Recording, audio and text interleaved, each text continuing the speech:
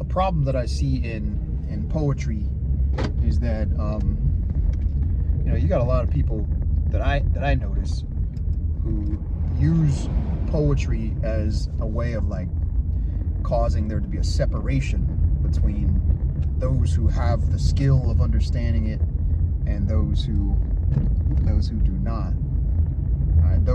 It's almost like it becomes like a hierarchy. Like we speak in these academically literature-based ways, and only a few of us can grasp this. Even though some people talk as if they're trying to welcome other people in, everything about the way they explain a poem or any type of literary text, a classic, has some pontification in it.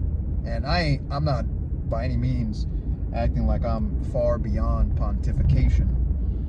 But the beauty ultimately of poetry in particular is that poetry is, especially in terms of writing, poetry is whatever you make it, right? You can know all the different literary forms, the sonnet, the haiku, whatever literary technique and device that you have at your disposal. You can know all that stuff. You can know how to implement all that stuff, or you don't have to know how to implement any of that stuff. You just start writing. I had a student who one time was her writing wasn't even stellar, but she just had a taste for reading poetry and a desire to put poetry on paper, and so she did.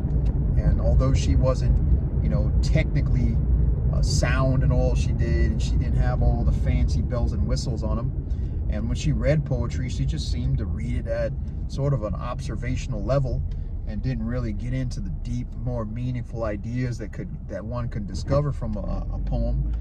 But she loved it. And that's what poetry is. Like, poetry is not for a select group.